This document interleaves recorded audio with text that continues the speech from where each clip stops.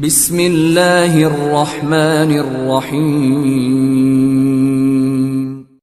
In the name of Allah, the Beneficent, the Merciful.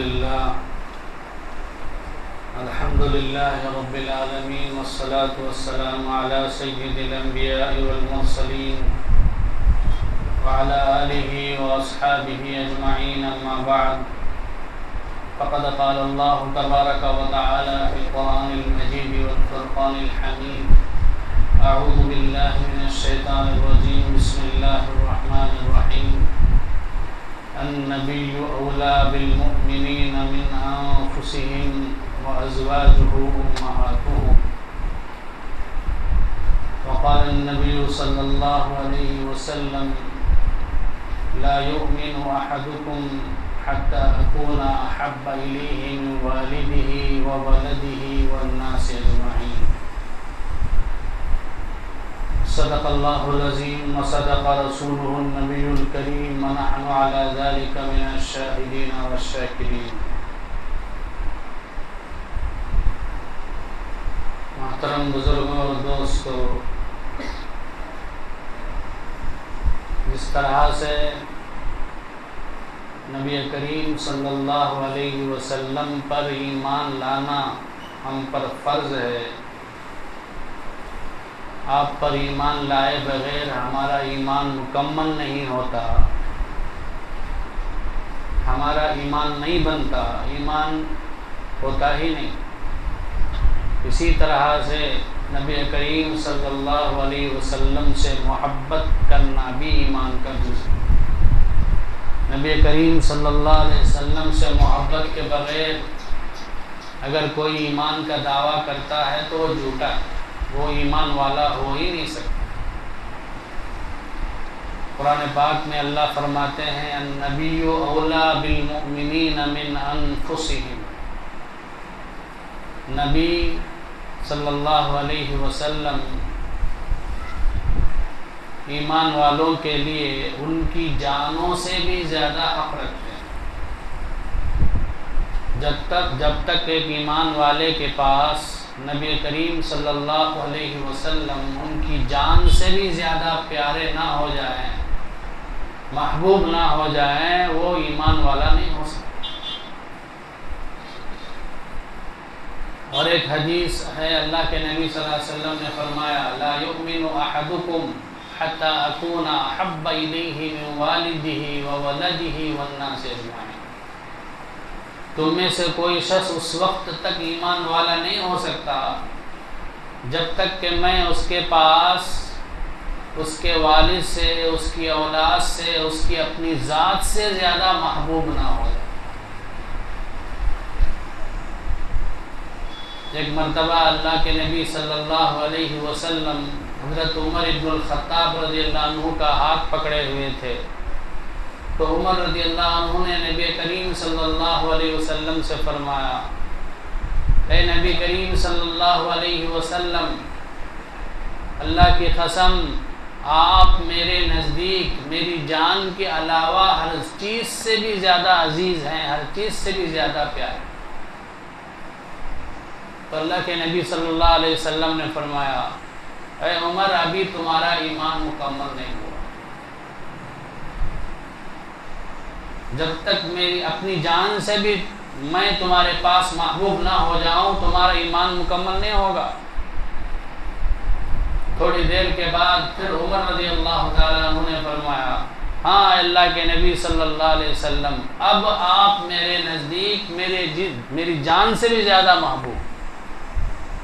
تو نبی کریم صلی اللہ علیہ وسلم نے فرمایا ہاں اب تمہارا ایمان مکمل ہو گیا. تو بزرگوں اور دوستوں، اللہ کے نبی صلی اللہ علیہ وسلم سے محبت کرنا، ان کو اپنی جان سے، اپنی اولاد سے، دنیا کی ہر چیز سے بھی زیادہ عزیز اور محبوب رکھنا ایمان کا جز ہے. اس کے بغیر ہمارا ایمان بنتا ہی نہیں، ہمارا ایمان ناقص ہو جاتا ہے. اور اللہ کے نبی کریم صلی اللہ علیہ وسلم کی ذات ایسی ہے کہ ہر کوئی ان سے محبت ہی کرے گا.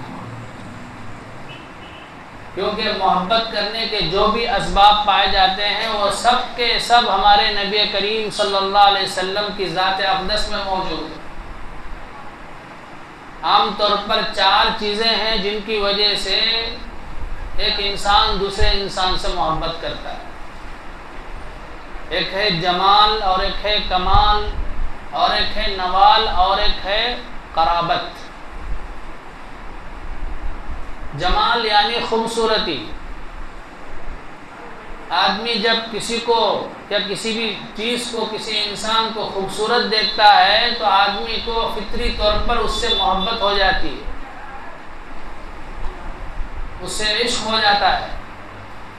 تو یہ چیز اگر ہم اپنے نبی کریم صلی اللہ علیہ وسلم کی ذات میں دیکھتے ہیں تو آپ پوری دنیا کے انسانوں میں سب سے زیادہ حسین تھے، خوبصورت۔ حضرت جابر رضی اللہ عنہ فرماتے ہیں ایک مرتبہ چاندنی رات تھی، میں کبھی چاند کو دیکھ رہا تھا اور نبی کریم صلی اللہ علیہ وسلم کے چہرے انور کو دیکھ رہا تھا۔ خدا کی قسم مجھے نبی کریم صلی اللہ علیہ وسلم چاند سے بھی زیادہ خوبصورت نظر آئے۔ حضرت عائشہ صدیقہ رضی اللہ عنہا فرماتی ہیں حضرت یوسف علیہ السلام بھی بڑے حسین، جمیل، خوبصورت تھے۔ مصر کی عورتوں نے جب ان کو دیکھا تو انہوں نے اپنی انگلیاں کاٹ لی۔ حضرت عائشہ رضی اللہ عنہا فرماتی ہیں اگر وہ عورتیں میرے محبوب کے چہرے کو دیکھ لیتی تو دل کاٹ لیتی۔ انگلیاں کیا؟ دل کاٹ لیتی۔ تو الغرض پوری دنیا کے انسانوں میں ہمارے نبی صلی اللہ علیہ وسلم سب سے زیادہ حسین تھے، خوبصورت۔ تو کسی سے محبت کرنے کا جو سبب ہے وہ ایک سبب جمال، خوبصورتی ہے، وہ بھی ہمارے نبی کریم کے اندر بدرجہ اتم موجود۔ دوسرا سبب ہے کمال۔ آدمی جب کسی محبت کرتا ہے تو اس کے اندر جو کمالات ہوتے ہیں، اس کے اندر جو صلاحیت ہوتی ہے، اس کے اندر جو ملکہ ہوتا ہے، اس کو دیکھ کر بھی آدمی محبت کرتا ہے۔ کسی کے پاس دین کا علم بہت زیادہ ہے تو اس کی وجہ سے بھی اسے وہ محبت ہو جاتی ہے۔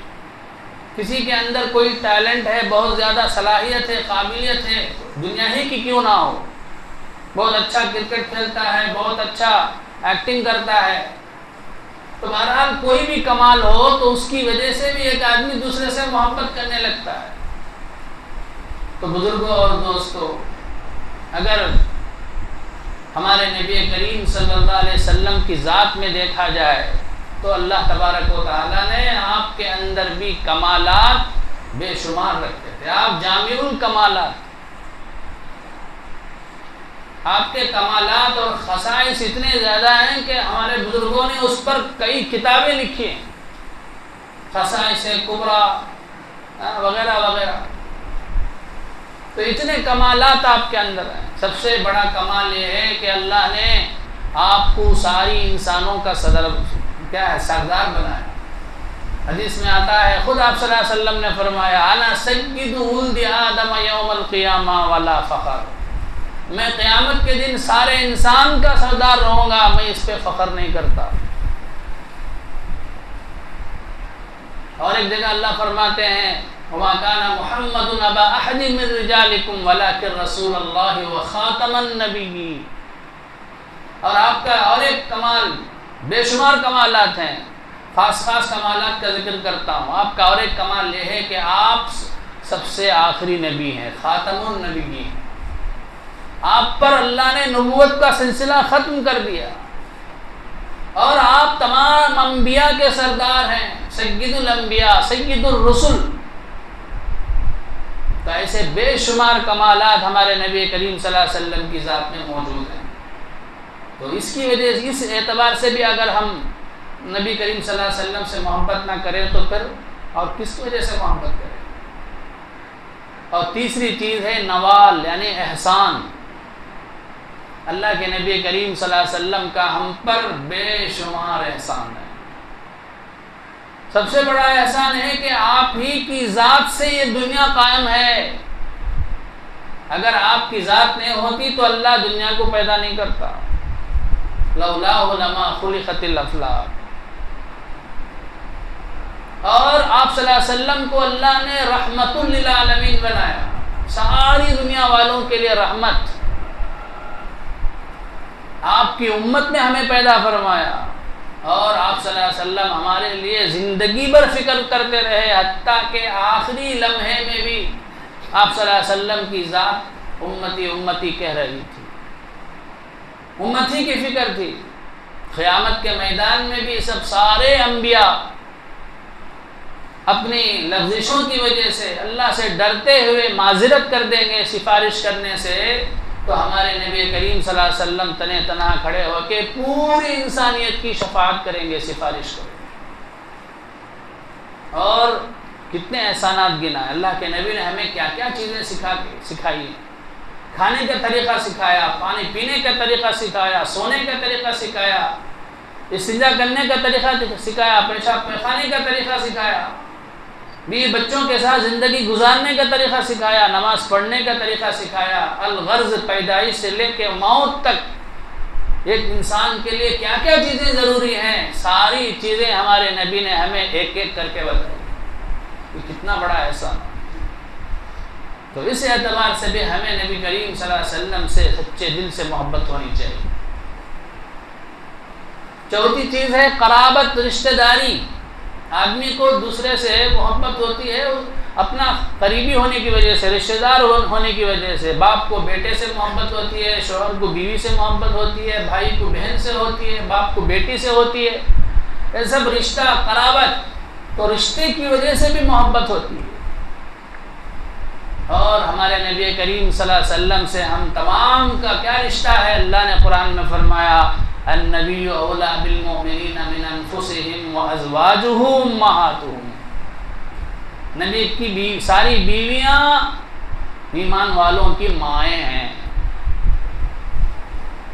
تو ازواج مطہرات جب مائیں ہیں تو ہمارے نبی صلی اللہ علیہ وسلم ہمارے روحانی باپ ہیں. ہم سب ہمارے نبی کے روحانی بیٹے ہیں روحانی اعتبار سے. تو ایک بیٹے کو باپ سے محبت ہوتی ہے، اور ایسے ہی ہمیں اس رشتے کی وجہ سے اپنے نبی سے بھی محبت ہونی چاہیے. الغرض نبی سے محبت کرنے کی جتنی بھی وجوہات ہو سکتی ہیں، جتنے بھی اسباب ہو سکتے ہیں، یہ سارے اسباب وجوہات ہمارے نبی کریم صلی اللہ علیہ وسلم کی ذات میں موجود ہیں. اس لیے ہمیں اپنی نبی سے، اپنی جان سے اور دنیا کی ہر چیز سے بھی زیادہ محبت ہونی چاہیے. آپ کی امت میں سب سے زیادہ ہمارے نبی سے محبت کرنے والے حضرات صحابہ تھے. اپنی جان سے زیادہ عزیز رکھتے تھے، پیار رکھتے تھے، حضرت آپ صلی اللہ علیہ وسلم سے محبت کرتے تھے. ان کی طرح کوئی محبت کر ہی نہیں سکتا. حضرت ابو بکر رضی اللہ تعالی عنہ کو کیسی محبت تھی. یہ واقعہ بار بار سناتا ہوں. ان کے بیٹے حضرت عبد الرحمن ابن ابی بکر رضی اللہ عنہ پہلے کافر تھے، مسلمان ہو گئے. مسلمان ہونے کے بعد انہوں نے حضرت ابو بکر سے کہا اے ابا جان، جنگ بدر میں آپ میری زد میں آ گئے تھے. اگر میں چاہتا تو آپ کو اپنی تلوار سے گردن اڑا دیتا، لیکن آپ میرے باپ تھے. باپ کی محبت آڑے آ گئی، میں نے آپ کو چھوڑ دیا، آپ کو قتل نہیں کیا. ابو بکر نے فرمایا رضی اللہ عنہ، اے بیٹے، تو اس وقت کافروں کے ساتھ میرے محبوب حضرت محمد صلی اللہ علیہ وسلم کے خلاف لڑنے کے لیے آیا تھا. اگر تو میری تلوار کی زد میں آ جاتا تو میں نہیں دیکھتا کہ تو میرا بیٹا ہے، صرف یہ دیکھتا کہ تو میرے محبوب کا دشمن ہے، میں تیری گردن اڑا دیتا تھا. تو ایسی محبت تھی. ہجرت کے موقع پر غار ثور میں جب چھپنے کے لیے گئے تو وہاں سوراخ تھے. ابو بکر رضی اللہ عنہ نے آپ صلی اللہ علیہ وسلم کو روکا کہ آپ رہیے، میں جا کے انتظام کرتا ہوں. بدن پر جو کپڑا تھا سب ایک ایک کر کے ٹکڑے کیے، جہاں جہاں سوراخ تھے وہاں پر بند کر دیے. ایک سوراخ جو ہے وہ بند کھلا ہوا رہ گیا، اس کے لیے کپڑا کوئی موجود نہیں تھا. اپنا پاؤں رکھ لیے، پھر آپ صلی اللہ علیہ وسلم کو بلوایا کہ آپ اندر تشریف لائیے، انتظام ہو گیا ہے. اور آپ صلی اللہ علیہ وسلم تھکے ہوئے تھے تو اپنے پاؤں کے اوپر نبی صلی اللہ علیہ وسلم کا چہرے انور رکھوا کے آپ کو آرام کرنے کے لیے کہا. آپ صلی اللہ علیہ وسلم آرام کر رہے تھے. اچانک اس سوراخ سے سانپ نے حضرت ابوبکر کے پیر کو ڈس لیا. دیکھا کہ آپ صلی اللہ علیہ وسلم آرام فرما رہے ہیں, اگر میں حرکت کروں گا تو آپ کی نیند خراب ہو جائے گی. ایسے ہی سہتے رہے. درد اتنا زیادہ تھا کہ آنسو جو ہے آنکھوں سے نکل آئے. نبی کریم صلی اللہ علیہ وسلم کی ذات اقدس کے آپ صلی اللہ علیہ وسلم کے بدن پر وہ آنسو پڑا تو آپ بیدار ہو گئی. پوچھا کہ ابوبکر کیا ہوا؟ تو بعد میں جب پیر اٹھایا تو دیکھا کہ وہاں سے سانپ نکل رہا ہے. تو آپ صلی اللہ علیہ وسلم نے اپنے لعاب دہن لگایا تو تھوڑی دیر میں اللہ تعالیٰ نے آپ کو شفا عطا فرمایا. ایسی محبت تھی. حضرت عمر رضی اللہ عنہ اسلام لانے سے پہلے آپ صلی اللہ علیہ وسلم کو قتل کرنے کے ارادے سے تلوار لے کر نکلے تھے. اسلام لانے سے پہلے جب مسلمان ہو گئے تو کتنی محبت ہو گئی کہ جب آپ صلی اللہ علیہ وسلم کی وفات کی خبر پہنچی اور تو آپ صلی اللہ حضرت عمر رضی اللہ عنہ آئے اور لوگوں سے کہا خبردار کوئی یہ نہ کہے کہ محمد صلی اللہ علیہ وسلم نعوذ باللہ مر گئے ہیں, انتقال کر گئے ہیں. اگر کوئی کہے تو میں اس کی گردن اڑا دوں گا. یعنی ان کا ذہن مان ہی نہیں رہا تھا کہ نبی صلی اللہ علیہ وسلم کا انتقال ہو گیا. یہ کب ہوتا ہے ایسا؟ کسی سے جب حد سے زیادہ محبت ہوتی ہے تبھی آدمی ایسی حالت میں پہنچ جاتا ہے. حضرت عثمان رضی اللہ تعالیٰ عنہ کو اللہ کے نبی صلی اللہ علیہ وسلم نے حدیبیہ کے موقع پر کافروں کے پاس بھیجا کہ ہم لوگ صرف عمرہ کرنے کے ارادے سے آئے ہیں, تم ہم کو مکے کے اندر آنے کی اجازت دو. تو بات چیت کرنے کے لیے, مذاکرہ کرنے کے لیے مشرکین کے پاس حضرت عثمان رضی اللہ عنہ کو اپنا نمائندہ سفیر بنا کر بھیجا. تو وہاں عثمان رضی اللہ عنہ نے کافروں سے, مشرکین سے بات چیت کی. اس وقت کسی نے کہا تم مکہ آ گئے ہو, چاہے تو تم تنہا جو ہے مکے کا طواف کر لو. حضرت عثمان رضی اللہ عنہ نے کہا کہ میرے پیارے نبی اور سارے مسلمان وہاں مکے کے اندر آ کے عمرہ کرنے کے لیے تڑپ رہے ہیں اور میں جو ہے اکیلا طواف کر لوں, ہرگز مجھے گوارا نہیں. اور جب مشرکین سے بات چیت کرنے کے لیے جا رہے تھے تو آپ کے ساتھی نے کہا کہ مشرکین جو ہے اس طرح سے لنگی پنڈلی آدھی پنڈلی تک باندھنے کو ناپسند کرتے ہیں, تم جو ہے اس کو ذرا نیچے کر لو. تو حضرت عثمان رضی اللہ عنہ نے کیسا خوبصورت جواب دیا, یہ میرے نبی کا طریقہ ہے, میرے نبی کے طریقے کو میں چھوڑ کر ہرگز میں ان کے پاس نہیں جاؤں گا. چاہے وہ مشرکین میری بات سنیں نہ سنیں, لیکن مجھے میرے نبی کا طریقہ چھوڑنا پسند نہیں. اسی طرح حضرت علی رضی اللہ تعالیٰ عنہ نے ایک مرتبہ دیکھا کہ نبی کریم صلی اللہ علیہ وسلم بہت بھوکے ہیں, فاقے سے ہیں, کئی دنوں سے کھانے کے لیے کھانا نہیں ہے. تو حضرت ابو علی رضی اللہ عنہ ایک یہودی کے پاس گئے, جا کے کہا کہ میں تمہارے لیے پانی سینچوں گا, پانی نکالوں گا کنویں سے, مجھے کچھ اجرت دے دو. چنانچہ معاملہ طے ہوا کہ ایک بالٹی نکالنے پر ایک کھجور ملے گی. 17 بالٹیاں حضرت علی رضی اللہ عنہ نے نکالی اور 17 کھجوریں لے کے نبی صلی اللہ علیہ وسلم کی خدمت میں پہنچ گئے کہ اے اللہ کے نبی یہ آپ نوش فرمائیں. تو ایسے بے شمار واقعات ہیں. حضرت زید بن حارثہ رضی اللہ تعالیٰ عنہ یہ نبی کریم صلی اللہ علیہ وسلم کے منہ بولے بیٹے کہلاتے. اصل میں ایک عیسائی خاندان کے تھے, کسی نے ان کو اغوا کر لیا تھا, کڈنیپ کر لیا تھا اور وہ ان کو غلام بنا کر بیچ دیا تھا. ایسے ہی بکتے بکتے بکتے حضرت خدیجہ رضی اللہ عنہ کے بھتیجے, انہا کے بھتیجے حضرت حکیم ابن حزام رضی اللہ عنہ تک پہنچے. انہوں نے ان کو خرید لیا. پھر انہوں نے اپنی پھوپھی حضرت خدیجہ کو تحفے میں دے دیا کہ یہ غلام آپ رکھ لیں. اور حضرت خدیجہ نبی صلی اللہ علیہ وسلم کی بیوی تھی, اس لیے وہ نبی صلی اللہ علیہ وسلم کی بھی خدمت کرتے تھے اور آپ صلی اللہ علیہ وسلم کو ان سے بے حد محبت تھی, ان کو بھی آپ سے بے حد محبت. اب ان کے جو والد تھے ان کو پتہ چل گیا, وہ ڈھونڈتے رہے, آخرکار انہیں معلوم ہو گیا کہ مکے میں یہاں موجود ہیں, میرا بیٹا یہاں موجود ہے. تو وہ تلاش کرتے ہوئے آ گئے. آپ صلی اللہ علیہ وسلم سے کہا کہ میں آپ کو اتنی رقم دوں گا, آپ میرے بیٹے کو جو ہے میرے حوالے کر دیجیے. تو آپ صلی اللہ علیہ وسلم نے فرمایا مجھے رقم وقم کچھ نہیں چاہیے, اگر آپ کا بیٹا تمہارے ساتھ جانا چاہے تو میں اپنے بیٹے کو, تمہارے بیٹے کو چھوڑ دیتا ہوں. تو باپ نے بیٹے سے پوچھا کہ محمد صلی اللہ علیہ وسلم تو اس طرح کہہ رہے ہیں, تم آ جاؤ ہمارے ساتھ. حضرت زید نے کہا پوری دنیا کو اگر مجھے قربانی دینی پڑے دے دوں گا, چاہے باپ کو قربانی دینی پڑے لیکن میں نبی صلی اللہ علیہ وسلم کا ساتھ نہیں چھوڑوں. چاہے آپ مجھے غلام بنا کے رکھ لیں کوئی بات نہیں، لیکن میں آپ کو نہیں چھوڑوں. تو آپ صلی اللہ علیہ وسلم بے حد خوش ہوئے. اس کے بعد آپ نے ان کو اپنے بیٹے کے جیسا بنا لیا، حتیٰ کہ زید ابن محمد ان کو کہا جانے لگا. بعد میں آیت نازل ہوئی کہ منہ بولا بیٹا جو ہے وہ اصلی بیٹا نہیں ہوتا، تو اس کے بعد سے ان کو زید ابن حارثہ کہا جانے لگا. تو ایسے بے شمار واقعات تاریخ میں موجود ہے، صحابہ کے واقعات میں موجود ہے. تو اس لیے بزرگوں اور دوستوں، ہم ایمان والا ہونے کے ناطے ہمیں نبی صلی اللہ علیہ وسلم سے محبت ہونی چاہیے. محبت صرف دعوے کا نام نہیں ہے، زبان کا نام نہیں ہے. جب کسی سے محبت ہوتی ہے تو ان کی ہر چیز سے ہمیں محبت ہونی چاہیے، ان کے ہر ایک طریقے سے ہمیں محبت ہونی چاہیے. تبھی ہم محبت میں سچے ہوں گے. زبان سے تو ہم محبوب ہیں، ان سے محبت ہے کہتے رہیں، اور اپنی زندگی میں ہم غیروں کا طریقہ اپناتے رہیں تو پھر ہم سے زیادہ بدقسمت کون ہوگا. تو ہم سچے معنی میں آپ سے محبت کرنے والے کہاں ہوئے؟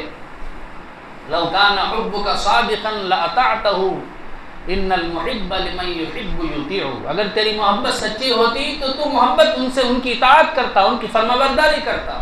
کیونکہ ایک عاشق جو جس سے عشق کرتا ہے، جس سے محبت کرتا ہے، اس کی فرمانبرداری کرتا ہے.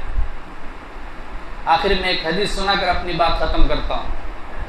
ایک مرتبہ نبی کریم صلی اللہ علیہ وسلم وضو کر رہے تھے تو حضرات صحابہ وضو کا پانی نیچے گرنے نہیں دے رہے تھے، ہاتھوں میں پکڑتے تھے، اپنے بدن پہ مل رہے تھے.